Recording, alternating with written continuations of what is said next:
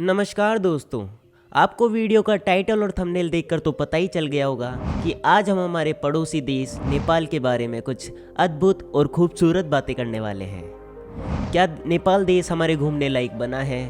क्या नेपाल देश उन सभी टूरिस्टों के लायक बना है जो वहाँ घूमना चाहते हैं? आखिर नेपाल देश में किस तरह के रुपए चलते हैं? आखिर नेपाल देश में क्या मनाया जाता है और क्या बनाया जाता है? आज इन सभी छोटी छोटी चीज़ों के बारे में जानेंगे हम इस वीडियो के अंदर। तो इस वीडियो को हमारे साथ अंत तक बने रहने के लिए देखते रहिए। हम सब ये तो जानते ही है, नेपाल हिमालय की गोद से भरा हुआ है। नेपाल अपने मनमोहक संस्कृति और बेशक विश्व की सबसे ऊंची चोटी के लिए जाना जाता है और ये बेहद खूबसूरत भी है। तो चलिए शुरू करते हैं। नेपाल दुनिया की 14 सबसे ऊंची चोटियों में से 8 चोटी का मालिक है, जिसमें माउंट एवरेस्ट भी शामिल है, जो पृथ्वी की सबसे ऊंची चोटी है। पर क्या आप जानते हैं कि माउंट एवरेस्ट को नेपाल में सगरमाथा के नाम से जाना जाता है? नेपाल अपनी विविध सांस्कृतिक विरासत के लिए भी जाना जाता है। यहाँ के त्योहार मानो खूबसूरती का भंडार। यहाँ सकरात, होली, नेपाली न्यू ईयर, बुद्धा जयंती, राइस प्लांटिंग फेस्टिवल, तीज और भी बहुत से प्रकार के फेस्टिवल यहाँ मनाए जाते हैं। नेपाल के लोग एक कुकुर नाम का त्योहार भी मनाते हैं, जिसके अंदर सभी लोग कुत्ते को टीका लगाकर और माला पहनाकर उसकी पूजा करते हैं और ये देखने में मानो बेहद ही खूबसूरत लगता है। और हाँ दोस्तों, नेपाल केवल पहाड़ों तक सीमित नहीं है। यहाँ घने जंगल भी हैं, जिनमें बंगाल टाइगर और एक सींग वाला गेंडा भी आपको पाया जा सकता है। नेपाल की बात करें और नेपाली खाने की बात ना हो, ऐसा तो हो ही नहीं सकता। नेपाल की दाल भात। अगर आपने अभी तक नेपाल की दाल भात नहीं खाई हो तो आपने क्या किया। वहाँ के मोमो इतने प्रसिद्ध हैं कि हर एक गली के नुक्कड़ पे आपको एक ना एक मोमो की थड़ी तो मिल ही जाएगी। हम सबको ये तो पता ही है कि नेपाल हमारा पड़ोसी देश है, लेकिन हमारे भारत के साथ नेपाल की इतनी गहरी दोस्ती है कि नेपाल के अंदर जाने के लिए हमारे को कोई भी पासवर्ड या वीज़ा की जरूरत नहीं पड़ती। नेपाल को साउथ एशिया का सबसे पुराना देश माना जाता है और उस देश का सबसे प्राचीन इतिहास काठमांडू के घाटी से शुरू होता है।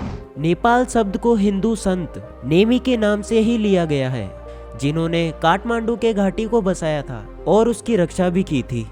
वैसे तो नेपाल पर कई सारे राजाओं ने बारी बारी से शासन किया, लेकिन एक मजे की बात आपको बताता हूँ, वो ये कि ये देश कभी भी किसी दूसरे देश का गुलाम नहीं बना। भले ही नेपाल एक छोटा देश हो, जहाँ की जनसंख्या करीब 3 करोड़ है, पर वहाँ फिर भी 130 से ज़्यादा भाषाएं बोली जाती है। वैसे आपको बता दूं, अगर आपको राफ्टिंग और ट्रैकिंग का मज़ा लेना है तो नेपाल से अच्छी जगह कोई भी नहीं हो सकती। दोस्तों, पानी को इकट्ठा करने के मामले में नेपाल दूसरे नंबर पर आता है। अगर इसका समुचित उपयोग किया जाए तो ये देश हाइड्रो पावर के क्षेत्र में दुनिया में एक बड़ी ताकत बन सकता है। लेकिन दुख की बात तो यह है कि यहाँ रोजाना लोगों को 9 से 12 घंटे ही बिजली मिलती है और हर सीजन में 3 से 4 बार पावर कट होता है।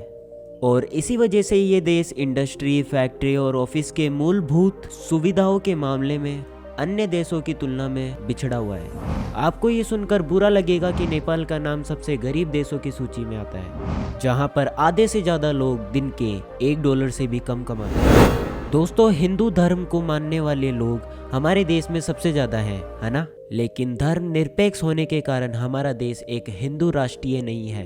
भारत के अलावा भी दुनिया में बहुत सारे देश हैं जहाँ हिंदू धर्म को मानने वाले लोग रहते हैं, लेकिन यह जानकर आपको हैरानी होगी कि पूरी दुनिया में नेपाल ही एक ऐसा देश है जो हिंदू राष्ट्रीय है। यहाँ का 80% से भी ज़्यादा लोग हिंदू धर्म का पालन करते हैं और अनुपात के मामले में यहाँ सबसे ज़्यादा हिंदू निवास करते हैं।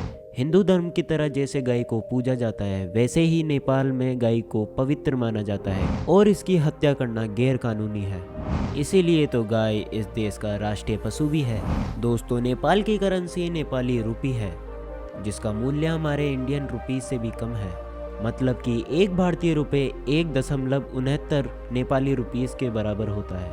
क्या देख रहे हो दोस्तों, है ना मज़ेदार?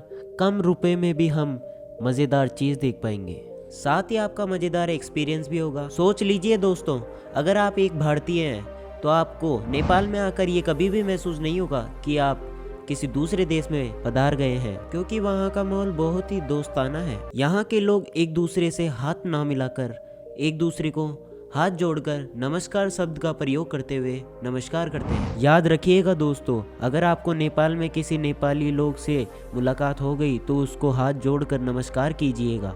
और हाँ, नेपाल में कभी भी जाति को लेकर दंगे नहीं हुए और जाति संघर्ष के नाम पर आज तक एक भी खून नहीं बहा, जबकि यहाँ पर 80 से ज़्यादा धर्म मानने के लोग रहते हैं। तभी तो इस देश के लोग यहाँ खुशहाल जीवन बिताते हैं। तो दोस्तों, आज के लिए बस इतना ही। अगर आपको हमारी वीडियो पसंद आती है तो इसे लाइक और शेयर करना ना भूलें और हमारे साथ जुड़े रहने के लिए सब्सक्राइब भी कर लें।